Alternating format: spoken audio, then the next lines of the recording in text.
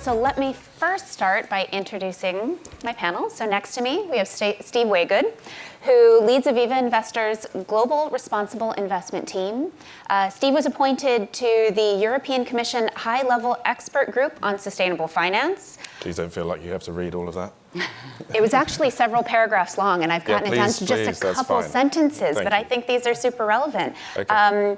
You're also part of the UK Green Finance Task Force. You're a member of the Financial Stability Board, a task force for climate-related financial disclosures, so incredibly relevant to the panel here today, and also a part of the expert group that wrote the UN Principles for Responsible Investment. That's right. So Roger Gifford here is a senior banker at SEB in London. He is chair of London's Green Finance Initiative, which works with G20 on the climate agenda, chaired the UK government's Green Finance Task Force last year, and is also chairman of the recently launched Green Finance Institute. And then Alexandra Basirov, who is the global head of sustainable finance for financial institutions at BNP Paribas. She has been with BNP since 2006, and she joined to run the supranational agency and sovereign debt platform across cash and derivative products, and later became the head of official institutions coverage at UK and Ireland. I promised to read less. I just really wanted to get that right. So getting started this morning, I actually had a couple of charts to lay the groundwork. Now, I think that it's no surprise to anyone that we've seen what has been described as a wave of capital that's actually coming into the ESG and sustainable investing space. So this chart here, you can actually see, just what a market increase we've seen in the amount of capital here between 2012 and 2018. And I think the real outstanding part, and maybe you can't see the small print, but Europe is in blue. So we are in the right location at the right time to really be thinking about these issues, and that the interplay between companies and capital is happening right here on the ground. Next, you see the United States in purple, Canada in orange, Japan in gray, and Australia, New Zealand in white. Specifically on the Task Force for Climate-Related Financial Disclosures, the next chart that we're going to show will actually show where those are physically located. So the signatories, lots of anticipation here. The signatories, this has actually changed really markedly over the past year. So you have the United Kingdom, which used to be first and is now second. You have a lot of signatories in Japan, but these are companies signing up and supporting the TCFD. Going into that, one of the reasons that TCFD and the Task Force for Climate-Related Financial Disclosures, I'm not going to say it all out the entire morning, is so important to individuals in the finance community is that there are opportunities, and we heard about this in the previous panel. Unilever is clearly getting a lot of benefit, actually, looking at a lot of these as opportunities, but there are inherent risks that the financial community really does need to think about. And I was actually hoping to start the conversation with Roger about some of the risks that you're seeing in different industries, actually, which vary quite widely, because there are risks for all of us in climate change and the existential threat, but they're actually real tangible risks for the financial community and the viability of these businesses. Absolutely, and perhaps I take more of a banker's point of view, whereas Steve is more of on the institutional side. I mean, I think this is, and by the way, thank you to Bloomberg, which is really doing a great job leading in this discussion. This wave we're going through, to us it feels like a revolution in the purpose of money, the meaning of borrowing, the meaning of capital. And I think banks have woken up to the fact that there is risk out there, the climate risk is much better understood in much of the business they're doing, which has been, you might say, well, that's obvious, but for banks, it's traditionally a slightly short-term timescale in what they're doing. They have 3-year, 5-year decision-making to do, not the 15, 20, 25-year decision-making. But the environmental and climate risks are coming up the agenda very fast. It can relate to physical risk, like what's happening in the Northern European fires, Nordic companies, particularly in our portfolio. We see real share price drops when a forestry company says it's got less stock to sell that particular year. And we see it in the food delivery companies. When the food isn't there, the share prices go down, the pensions go down, so everyone suddenly, the pension funds go down, so everyone suddenly gets very aware of that. We then, as well as the physical side, we have the whole political side. A lot of auto manufacturers outlook not looking so good once the governments start banning diesel engines. If you haven't moved into EV and alternatives pretty quickly, you've got a substantial risk there. And as a banker, who we rate companies and we lend to companies according to the capital that we have to allocate to them, that's a real change in our business model when that comes along. There's also reputational risk, social risk. Some of that's very obvious when a company makes an oil spill. But on the whole, it's every sector we are now looking at, from long-term transport through short-term transport, through manufacturing, heavy, light, through retail, through looking at what climate change can mean as a risk for that particular sector. We've done that both on the debt side and on the equity side, so that we're able to better understand and communicate with the clients what we think those risks are. This is now being supported by the central banks. And the central banks in this country, we will have in 2021, there will be a stress test, a climate stress test on banks, launched by Mark Carney, Bank of England, which means that we have to go to every one of you and say, what's in your portfolio, so that we understand what our risk is in lending to you, in dealing with you. So it's a huge change coming in that sector. It is, and actually, just moving over to Alexandra, what does good actually look like when you're looking at companies that are assessing these risks, and how do they do it well? No, absolutely, and thank you very much for having us here today. I think, you saw that chart from the TCFD in terms of just the number of companies now disclosing under the TCFD, which is hugely encouraging. But we mustn't take away from the pure fact that we've still got a long way to go in terms of disclosures. We all know that markets function efficiently when there is information, and information which is consistent, which is comparable. And sadly, at this point in time, there's a lack of comparable data. So we're in a challenging situation while obviously making huge strides around the data. I only read it last week. We're effectively going through an experiment with the planet that we haven't gone through before, which fundamentally means we don't have the data. Then it's not just so much the backward-looking data, it's the forward-looking data, which is really imperative when you're talking about climate risks, because you've got to look at the physical risks and you've got to look at the transitional risks. Now, the physical risks arguably are already locked in, because we know, sadly, that carbon emissions are still going up. It will take a long time before we start seeing the physical risks decline from what's already captured in the environment today. And then obviously the transitional risks, which Roger alluded to, it's also the new technologies which are coming into play. And you talked about the motor vehicle sector. You see that the electrical vehicles, in terms of batteries costs, have already dropped 87%. Just from 2010, they're expected to drop for a further 50% in the next 4 years. What does that mean for that sector? So what's really important is it's obviously the data which is helpful, but it needs to be in an efficient manner. It needs to be consistent and comparable, and also decision user friendly, which I think is also very important, both in terms of lenders, but also in terms of investments, which therefore, the forward looking is where there's a lot of focus on at the moment in terms of scenario analysis. And we have started to see some, good and best in class in terms of reporting. And I think that's, something that we collectively all work towards and strive in terms of the information sharing of what is good practice.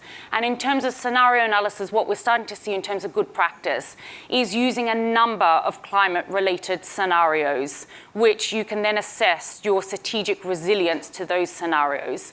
In addition to that, what actually are the assumptions and parameters that you're using for those scenarios?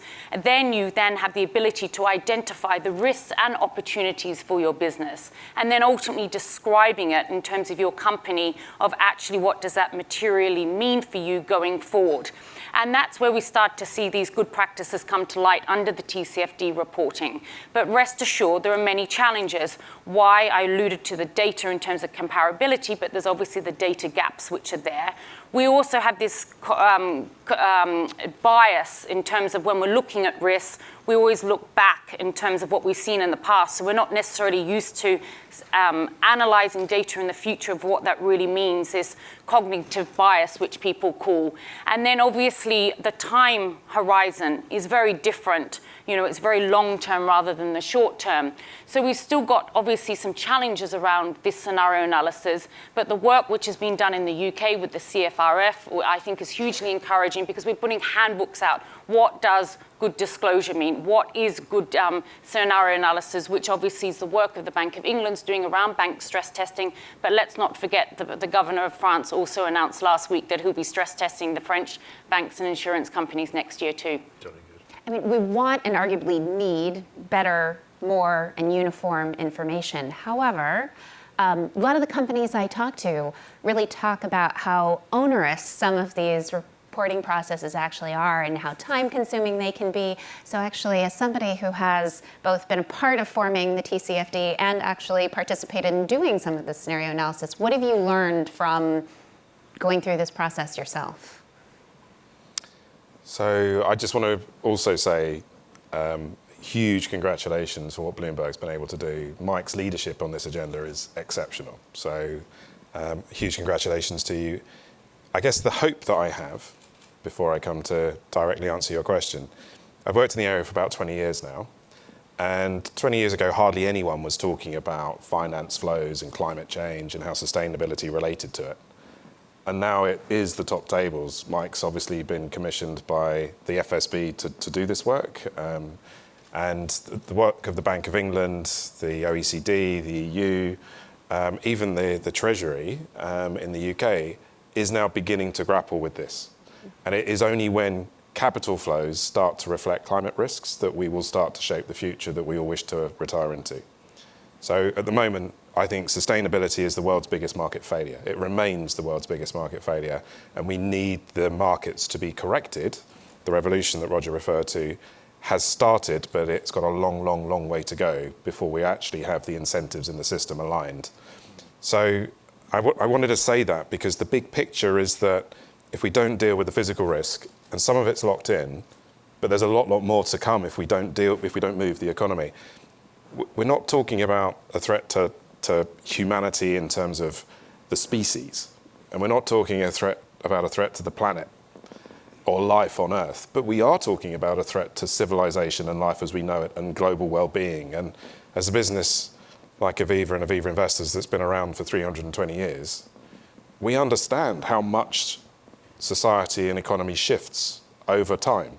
And looking ahead over the next 30 to 50 to 100 years, there's some pretty alarming facts that we need to start grappling with now. At 4 degrees, the insurance sector starts to struggle as an existential issue at 4 degrees. And at the moment, the London Stock Exchange, the global warming potential is 3.8, not 1.5 like Paris. And even if you add up all the nationally determined contributions of every member state that signed the Paris Agreement, you still get to around 3 degrees, not 1.5. And if at 4 degrees, the Atlas Mountains is what the Alps look like, and the Siberian permafrost has melted and it becomes valuable real estate as humanity migrates to live there, we're talking about huge structural adjustments. So for those companies that are beginning to be concerned about the very short-term costs of some of this disclosure, I have a little bit of sympathy, but in that context, really very little. Not a lot. So 43 trillion is the global stock of capital that is at risk if we do not deal with climate change. And I think if we transition too soon to the Paris Agreement, then there's a different set of dynamics from transition risks that we need to be worried about. But when we did our own TCFD report as Aviva, and we've done 3 now, we used the consultation draft to produce our first one 3 years ago. It teaches us a bit. It teaches us, when we do it at Aviva Investors with our own time horizons at 3 years, climate change isn't particularly material. When you do it as an insurance company over a time horizon for the capital pillars, the capital base of about 10 years, it starts to become more relevant. But the PRA and the Financial Stability Board, their time horizon is 1 year. So whilst it is very good that we're now having a senior management function, so one of our board members has to be the board member in charge of climate risk, and there's a whole governance structure now being created, and we're about to have climate stress testing. Whilst that's fantastic, it is only when you have a material cost of carbon within the global economy, which we're a long way from having right now, that you start to get the real incentives in the real economy moving capital in the right direction. So as I say, we've spent time and money in producing our own TCFD report. It's all there for any of you who wish to see it. What we learnt is that the tragedy of Horizon, which Mark Carney refers to, is real. Investor time horizons don't factor this in properly. Insurance time horizons, even over 3 decades. It's only when you hit 2060, 70, 80, and 90 that the global changes implied at 3, 4, and 5 degrees become so material that you start to look at civilization collapse as a potential. So the tragedy of Horizon is that regulators have a year, as I've said, investors only have a few years, politicians also only have a few years, and yet it is only the next 5 to 10 years that we have to deal with this issue and not lock in that physical risk that Alexandra's already referred to.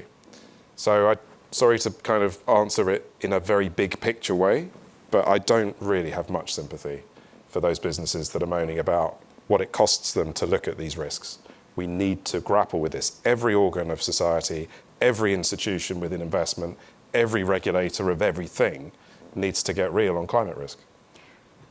We actually have one chart which really supports, not a chart, it's a map, which supports a bit of what you were saying around, I mean, there's so many different layers to the onion and so many different risks that we can sit here and talk about. But this specific one has to do with water risk, and we zoomed in just on really Europe, MENA, where we live. And if you look at that, I mean, it's about having too much water, not enough water. Actually, my family lives in Northern California, so we've had some recent evacuations due to fires, several years running.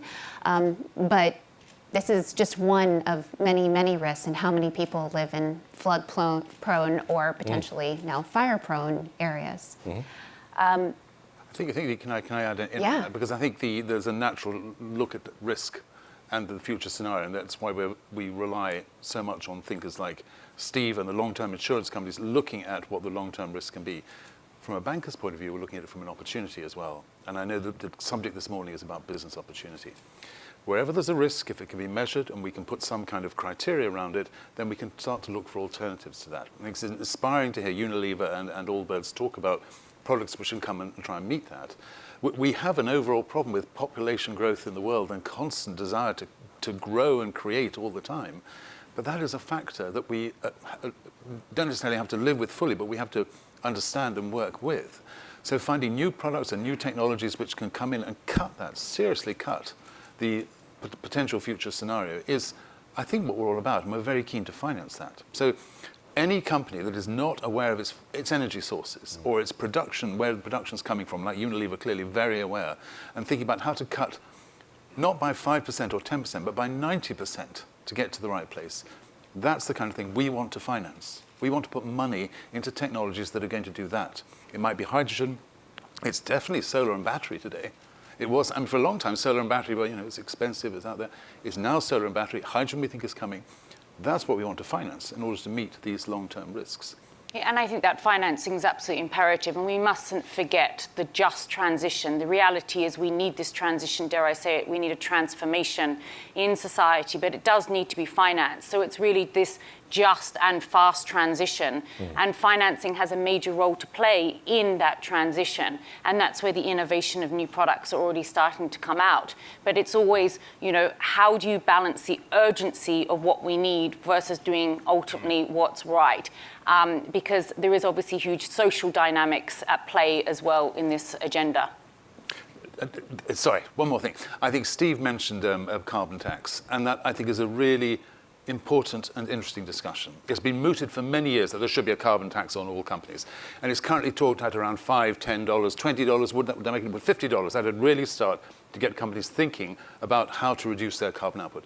In Sweden, it's $120 already, and the UN is talking about $200 as the right kind of level to have a carbon tax. At which point you start to think, wow, that begins to hit my P&L. And I think that conversation is one that the UN, COP25, COP26 will be having a lot. And everybody should have an opinion about what's your carbon output, and at $200 a ton, what does that look like in terms of extra costs to the business? Because I think governments that's the way they're heading. That's the way they're thinking, that in order to make a difference. So you have the things that governments end up instating, making the industry change. But then there are really, even within this capital that's coming into the industry, you're seeing companies that have money and people who are reporting kind of treating it a bit like a checkbox exercise. And I saw you raise your eyebrows a little earlier when we were talking about carbon offsets and how that seems to be sort of a crutch maybe for many companies and are becoming increasingly popular. But can you see any kind of problems that maybe are arising out of that? And how do we get those in the industry that are looking to just kind of assess the risks and get through it and move on to the next phase and make it something that's actually integrated into businesses and into the entire financial community? And this is where Bloomberg is so important, where you're so important, because the analysis that you do and the transparency that you bring to the process is terribly important.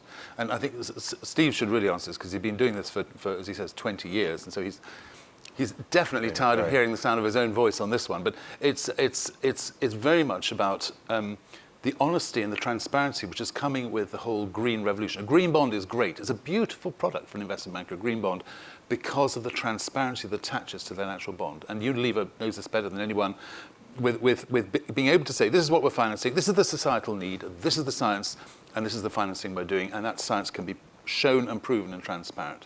And it's the same with how we go forward with offsets or with anything else. It's to look at the total picture and see what really makes a difference to the final end product. I think there are some industries like the airlines.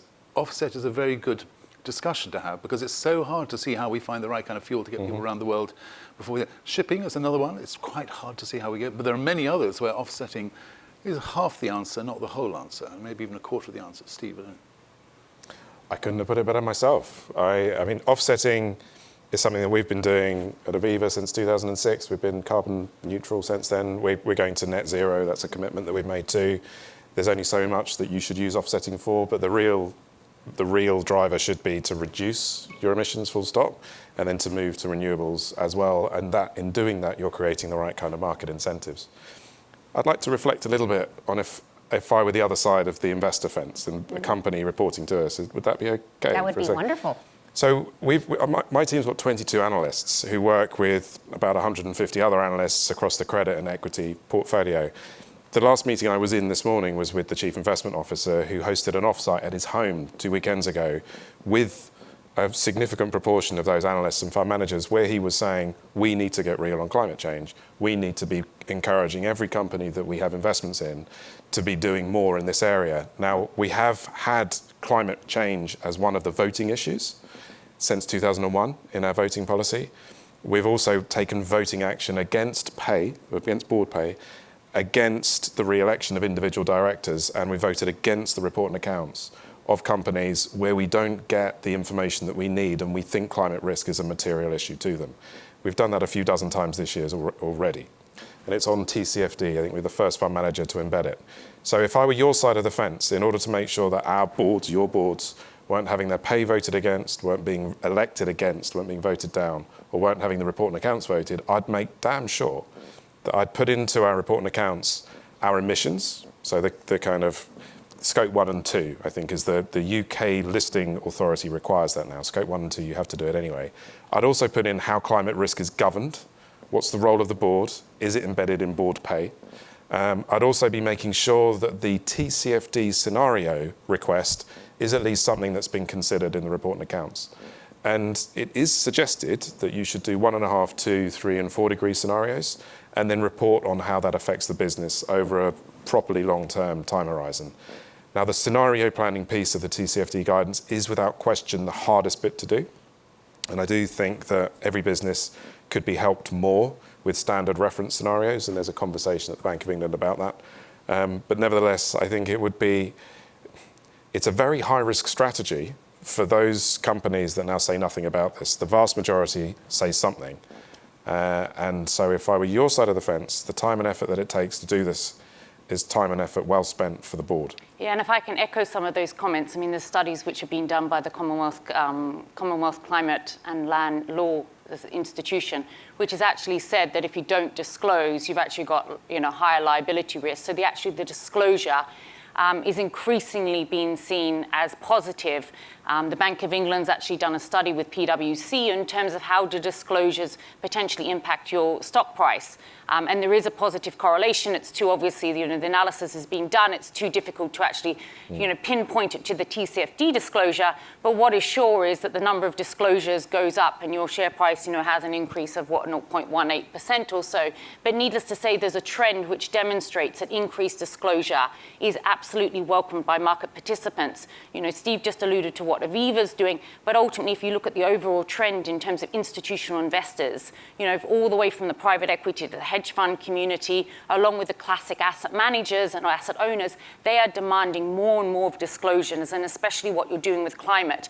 And I think that is why it was very useful to see those charts that actually sustainability, yes, it's obviously a good word to be using, but more and more around utilizing what does climate risk mean for your business and how you're adapting and actually utilizing all of the reporting to actually spot those risks and, importantly, the opportunities you have to drive your company forward to help this transition to a low-carbon economy is equally important. That's it. We actually have a couple audience participation questions, which I think would fit well right now for us to then kind of react to. So the first one actually has to do with what are the most difficult parts at your business in achieving not just your sustainability objectives, but also in preparation for the disclosure part. So we have 3 questions. What is the most challenging part of achieving sustainability objectives at your business? 1, creating meaningful targets. 2, convincing internal stakeholders. Or 3, the reporting process. Give you a couple seconds. I know it's hard to get into the app and get started. Okay, great. So a definite lead on the convincing internal stakeholders, which then leads well into my next question, which has to do with sentiment.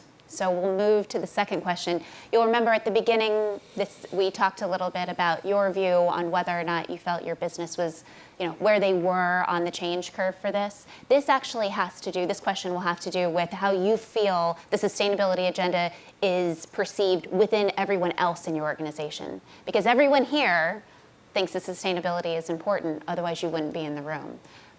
But how about the rest of the business? What is the current sentiment at your company around sustainability? Too much emphasis? Current targets are sufficient? Or we should be doing a lot more? Wow, we should be doing a lot more. Okay, so there's... It's a trend, isn't it? That's very encouraging to hear. And I think, Getting less encouraging. Somebody want to tip the scales? Yeah, it's quite interesting. What we did at BNP Paribas, for instance, is, we've embarked on huge amounts of training, for instance, and used academia, which I think plays a major role in this agenda. Let's not forget, here sitting as bankers on this panel, that's not a natural discipline in terms of climate change and indeed what the disruptions that it's ultimately likely to bring. So utilizing ecosystems, be it academia, is equally important, and the NGOs. So we've gone through a whole training program, over 600 plus people in terms of frontline climate, client-facing staff with the Cambridge Institute for Sustainable Leadership to try and help that internal stakeholder engagement, just to raise the awareness, because in the end of the day, everyone has a lot more to be doing. Steve, you've been doing this for 20 years, and we've seen, I think, a market increase in the amount of attention that climate disclosure and climate change and even looking at these issues at any company has really gone through. How would you say, let's say we did this poll 2 years ago, what do you think it would look like? So I'd say 2 years ago, you'd have seen a lot of people moaning about there being too much emphasis. And yeah, I'd halve that we should be doing more and put the rest of it into too much emphasis. So the transition that we've seen, and I started by saying just how many people at the top table are beginning to look at this, that really is in the last 2 years that revolution has really kicked off. For 18 years, if you like, we were shouting into the wilderness. People are beginning to realise. The biggest challenge is that as people realise how big the challenge is, they start to become daunted by just how overwhelming it is and tune out and start thinking we can't deal with it. Now that's the thinking that we really need to fight against, because as Roger and Alexandra have said, we need to grapple with this. We have a duty and a financial interest in doing that, and there's 70 to 90 trillion is the investable opportunity as we deliver the Sustainable Development Goals. That shouldn't be seen as a cost. Right. It should be seen as revenue-generating opportunities. We would far rather our capital were put to work, as it is to some extent. We're the biggest investor in rooftop solar in the UK. We have huge investments in offshore wind. The run rate on our infrastructure team is 80 to 90% of it is green technology, energy-efficient green technology. Not because they're hippies running the funds, but because that is where the investment opportunities in infra long-term currently lie. So we need that market structure changed so that we mobilise the 300 trillion plus that sits in the capital markets in banks, insurers and investment managers, and we put it to work to shape the future we wish to see. And I believe that people now realise that way, way more. Not just the Greta Thunberg generation, but their parents, her parents and her parents' parents now Grandparents. have got into that too. So there's hope, but we need to take strong action, all of us now. All of you, think about whether you know where your pension is, who runs your pension, how your votes were used to shape the future you wish to retire into. Think about the institutions that you work for. Think about where their pensions, savings and investments are held, and make sure that as influential individuals and institutions, you're doing everything you possibly can. Not just blaming everyone else, not just blaming governments or finance and so on. We all need to work together on this one. In the time warp, any other observations I want a from small the plea, history? another small plea, exactly Yeah. like Steve's small plea. Can we please separate E and SG? I'd love to see E and biodiversity or E and resilience or something, but E and ESG sounds like we're lumping the environmental together with the good to do, the nice tick box stuff. And I'd like to separate the two and talk about environmental, which can include biodiversity, include resilience, include physical and political factors, and separate it from the very important and very good to have S&G. So that investors who are talking about $90 trillion of ESG, can we have $90 trillion, please, focusing on E? Any closing thoughts? No, I mean, we've covered a lot on this panel. I mean, all I can say is, this is a race we can win and we need to win it. And, echoing comments, we need action. There's a lot out there. We're fortunate in terms of, the speed of which we've seen in terms of change. I would say, 12 months, 12 weeks, 12 days, arguably 12 hours. This is an agenda that is accelerating, but it's ultimately what are we doing with the information we're getting? What are the actions that are taking? And it's really the actions which is now absolutely imperative, which goes back to the points around incentives. The incentives in the marketplace, which currently are not there, need to be starting to be priced in, both in terms of the natural capital side of things, along with obviously these climate risks. So if you're in the room and not yet a TCFD supporter, hopefully we've given you something to think about. Thank you very much for joining us today, everyone on the panel and in the room. Thank you. Thank you very much.